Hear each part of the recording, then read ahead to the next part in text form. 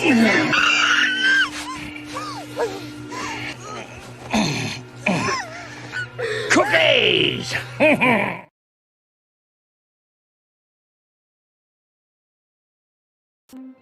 Film dimulai di Australia Barat Laut dengan memperlihatkan dua petugas polisi yang sedang berpatroli di jalan raya pedalaman.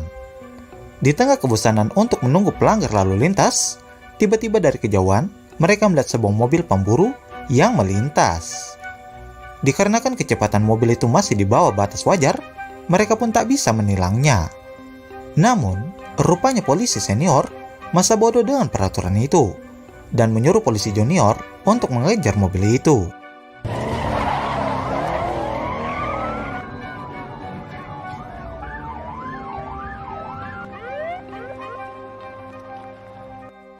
Tak menunggu lama, polisi senior menyuruh pengemudi mobil yang diketahui bernama Mick untuk turun dan membahas tentang pelanggaran yang sebenarnya Mick tidak lakukan. Tentu saja terjadi perdebatan di antara mereka, di mana Mick beranggapan kalau ia masih berkendara di bawah kecepatan normal. Sementara dua petugas ini terus memojokkan dan mencari-cari kesalahan Mick. Sampai pada akhirnya, Mick pun mengalah dan menerima surat tilang dari mereka.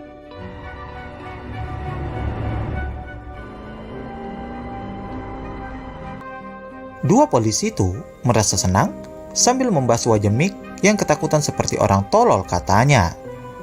Sayangnya, kegembiraan mereka seketika musnah di saat Mick langsung menembak polisi junior yang kemudian membuat mereka kehilangan kendali dan masuk ke dalam jurang.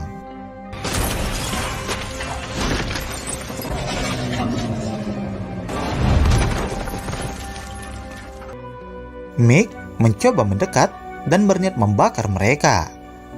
Sementara polisi senior berusaha merangkak untuk pergi dari sana. Tentu saja hal itu sia-sia dan Mick mematahkan kakinya, lalu membawanya masuk kembali ke dalam mobil. Polisi senior pun memohon sambil berkata kalau ia akan mencabut surat tilang itu. Mick yang mendengar itu hanya bisa meludah karena memang dia bukanlah orang sembarangan. Sampai pada akhirnya Mick pun membakar mereka.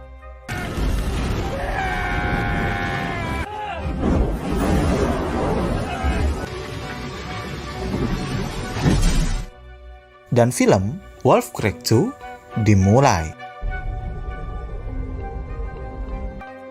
Film berlanjut dengan sepasang kekasih asal Jerman bernama Katharina dan Rutger yang sedang mencari tumpangan dari Sydney menuju daerah Wolf Creek untuk berkemah. Singkat waktu, mereka sudah mendekati tujuan dan di sana mereka berniat menumpang sebuah mobil milik Mick.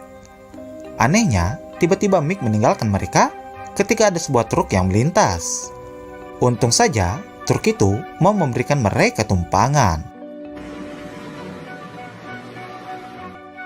Singkat waktu, pada malam hari, Rutger dan Katharina yang sedang bermesraan di dalam tenda tiba-tiba dikejutkan dengan seseorang yang datang. Ketika dilihat, ternyata dia adalah Mick. Nah, di sini Mick berkata kalau mereka dilarang berkemah di kawasan itu dan meminta agar mereka pergi dari sana. Sementara Rutger tetap bersikeras kalau mereka akan tetap di tempat itu. Kemudian suasana menjadi tegang dan Rutger menyuruh Katharina untuk menelpon polisi. Sayangnya hal itu terlambat karena tiba-tiba saja Mick langsung menyerang Rutger.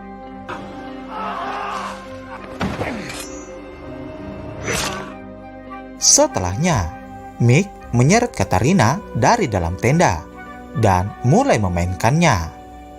Di saat sedang asik, tiba-tiba Rutger datang dan menghantam Mick dari belakang. Sayangnya, serangan itu tak terlalu berarti dan kemudian Mick semakin menggila dan membunuh Rutger.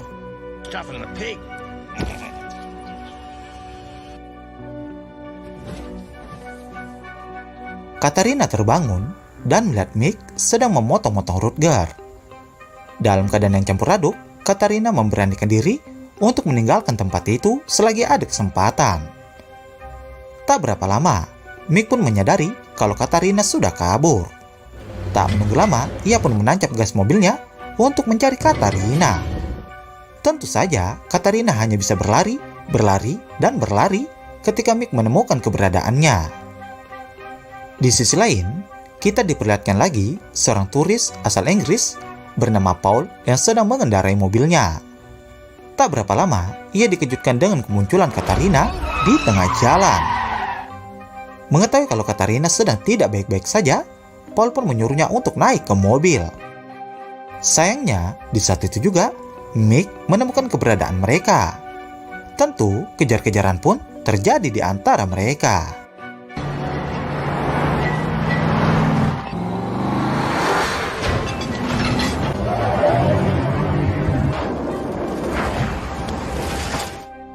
Di tengah padang yang luas, kejar-kejaran itu pun berhenti. Mick pun turun dari mobilnya sambil membawa senapan. Paul yang melihat itu berhasil selamat, tapi tidak dengan Katarina yang harus tewas di saat itu juga. Tentu saja hal itu membuat Paul semakin takut dan meninggalkan tempat itu. Kemudian Paul sampai di puncak bukit untuk menenangkan dirinya. Setelah berkelahi dengan pikirannya, Paul pun memutuskan untuk meninggalkan mayat Katarina di tempat itu.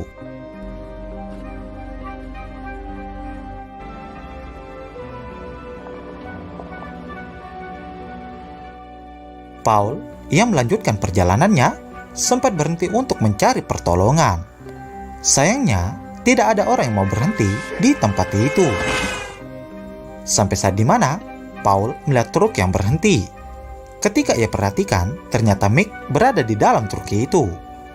Sontak saja, Paul kembali ke dalam mobil untuk menghindari kejaran Mick. Kejar-kejaran kembali terjadi di antara mereka.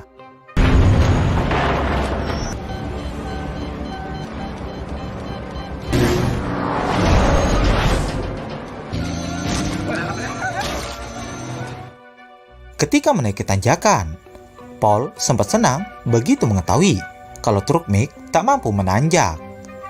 Sayangnya, hal itu harus berakhir ketika ban mobil Paul meletus, yang kemudian membuat dia terpojok di pinggir jurang.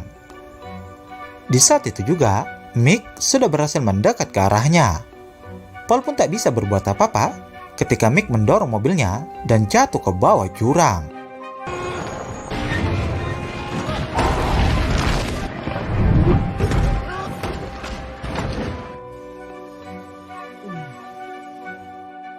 Untungnya, Paul berhasil selamat dan langsung berteriak menantang ke arah Mick. Tak lama kemudian, Paul pun menyadari kalau Mick menjatuhkan truk itu ke arahnya. Tak berpikir panjang, Paul langsung menyelamatkan dirinya.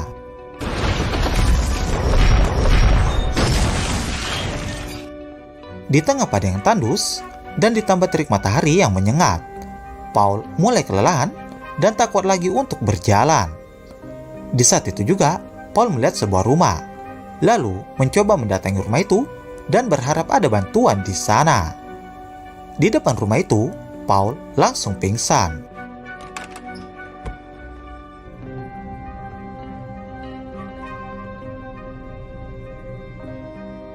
Paul tersadar di dalam kamar. Kemudian, Paul pun menyadari kalau ia berada di rumah sepasang lansia yang sudah menyelamatkannya.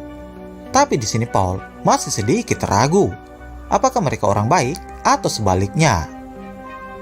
Ketika mereka sedang makan, tiba-tiba Paul dibuat takut ketika mendengar suara Mick yang berada di depan rumah itu. Kakek pun menyuruh Paul untuk tenang dan biarkan dia yang mengurusnya. Dengan sebuah senapan, kakek itu berhasil menyuruh Mick untuk pergi meninggalkan rumahnya. Setelahnya, kakek itu berencana untuk pergi dengan membawa Paul ke tempat yang aman.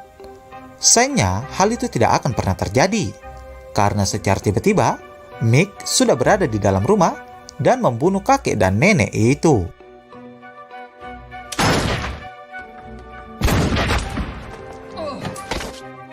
Paul yang melihat kejadian itu langsung pergi dari sana.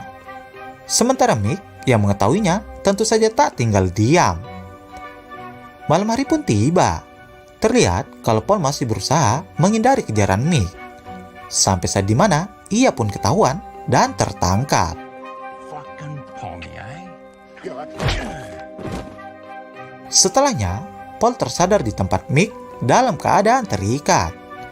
Di sini, Mick pun tak berhenti menyiksa dan berencana memotong lidah Paul. Sampai pada akhirnya, Paul mulai bercerita tentang seorang peternak Australia. Tak disangka, hal itu membuat Mick sedikit tenang untuk mendengar cerita itu. Lalu, Paul pun mulai bernyanyi, yang kemudian membuat mereka berdua terlihat akrab dan saling berteman.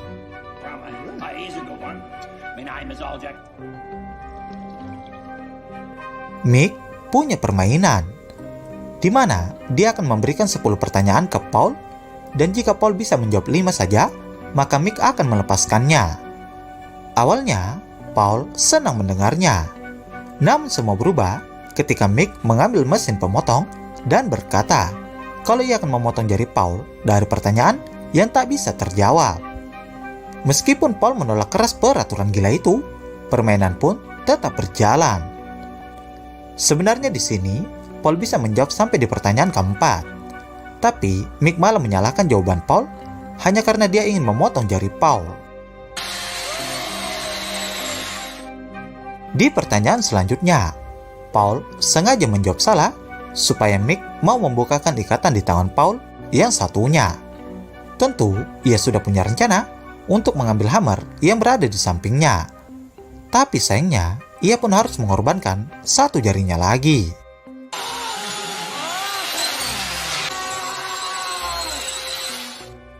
Ketika Mick pergi untuk mengambil minuman, Paul pun memanfaatkan waktu itu untuk mengambil hammer dan meletakkannya di bawah kursi. Mick kembali menyiksa Paul, dan di saat ada kesempatan, ia pun langsung menghajar Mick. Tak ingin membuang waktu, Paul langsung pergi untuk mencari jalan keluar. Di sini, Paul banyak menemukan mayat yang sudah hampir membusuk. Di sisi lain, Mick melepaskan 2 ekor anjingnya untuk mengejar Paul. Tentu saja, Paul yang melihat itu menjadi panik. Untungnya, sebuah jebakan langsung mengenai anjing itu. Lalu Paul bersembunyi untuk menghindari Mick yang menemukan keberadaannya. Di saat Mick mendekat, Paul langsung menyerangnya, yang ternyata dia bukanlah Mick. Di saat itu juga, Mick muncul dan menghajarnya.